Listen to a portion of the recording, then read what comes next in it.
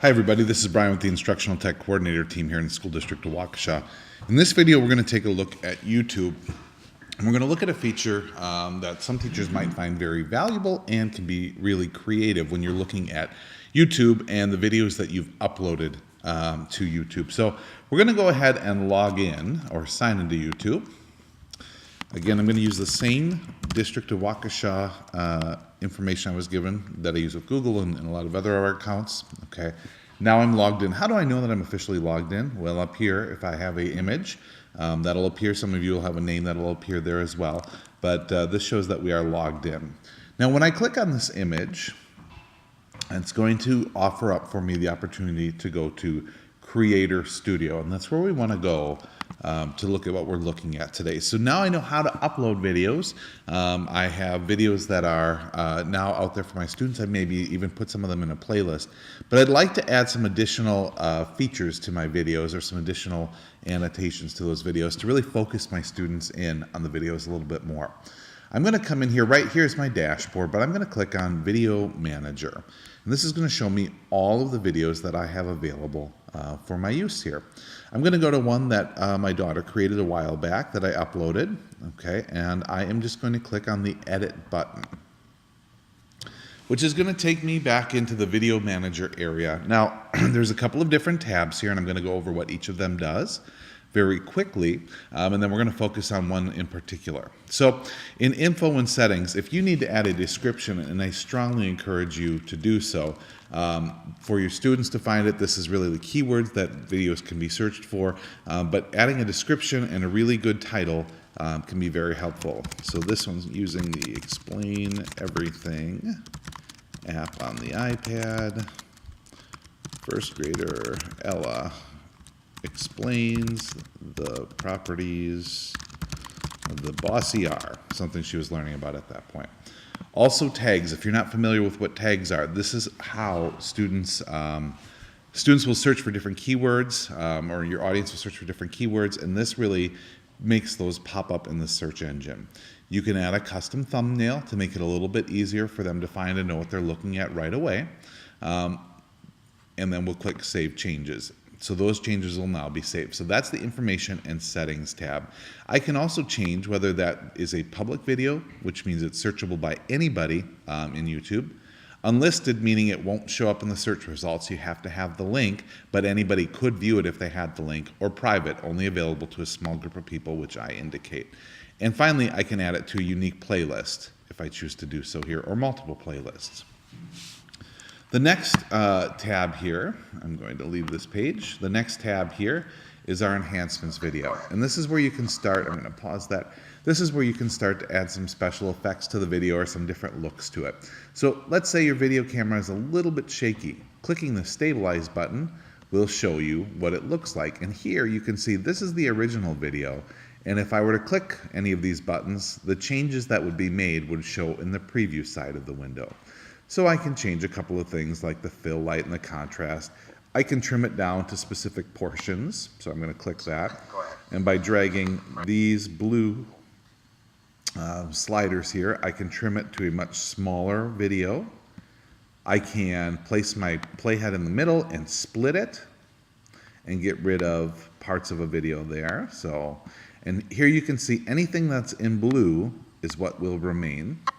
So I can split out different parts of the video that maybe didn't go so well or weren't so focused, okay? And then up here, I can actually, I click Done, and I can change this video either to keep my original with the changes or save the whole thing as a new video. I'm not going to do that for this case, so I'll clear that. But that's one of the things I can do is trim my videos. I also, if I'm interested, I can add the YouTube video editor, which is a deeper dive than I want to do in this particular video. This will give you even more control and allow you to kind of publish new videos and put multiple clips from different videos together. I'm going to leave this page because I don't want the changes that I've just made. The next one is audio. So big issue is that our students would like to include audio into their movies. Or you might like to include audio into your movies, but you don't have the copyright. So what YouTube did was provide some audio that you could use copyright free meaning you don't have to really worry about citing it. And in different areas, I can use these different pieces of audio as a backdrop. So we're going to pick this one. I can change the level of audio so that it favors whatever, either favor the original audio so that this is truly just background audio. I can also position the audio to different parts of the playlist. Okay, go ahead. So you can see how that would be important if you're adding audio to a video to give it some dynamic properties as they watch it. So we're going to go back to the original here. All right, so that's adding audio. I'll jump over to subtitles and captions. So we can select the language for the video and then have it default and get get captions for this. So we can set that language. And then it will go through and do its best to create captions. Or we can add additional captions in different languages if we need to. Not something we might use all that often, but it can be a powerful tool and something you might wish to explore. Finally, we're going to look at annotations. Annotations, if you've ever watched a video and you've seen different buttons pop up or you've been able to click on the video and go to different links, that's using this annotations tool, and it's pretty simple to use. So basically, we put the playhead at different points. The playhead is where the video is playing at that moment. And now I'm going to use this star here. So I'm going to click Add Annotation, and you can use any of these different pieces. So I'm going to use Spotlight to begin with. And you can see that it's drawn this right over a certain part of the screen. Okay. Now, I can just leave that alone as I need to, or more powerfully, I can create a link. So if I click down here and create a link, I can link out to a different video, I can link out to a playlist, I can link out to a different channel. I'm going to use this to link to a different video. So I'm going to use this video right here on the Bossy R, which is the focus of her work. And I am going to link that URL right here.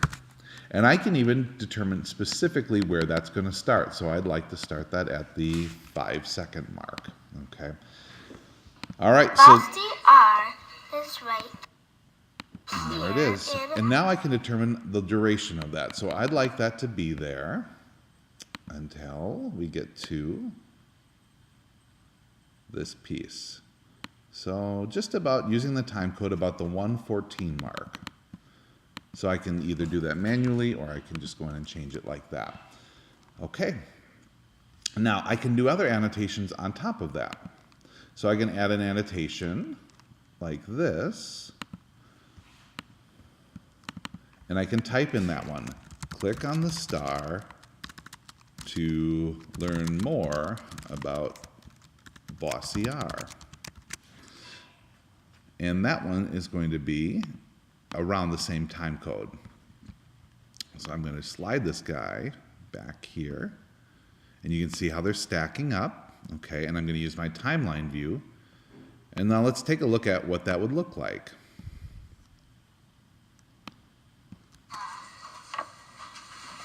The Bossy R is right here at the end.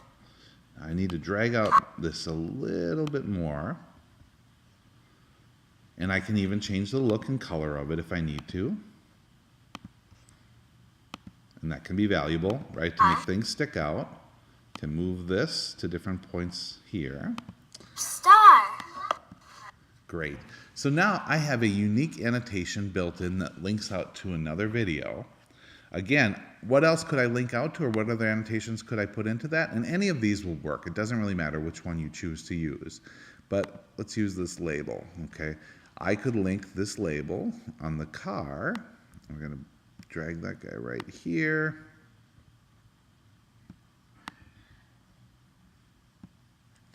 And we're going to give this one the click the car to learn more label. Great.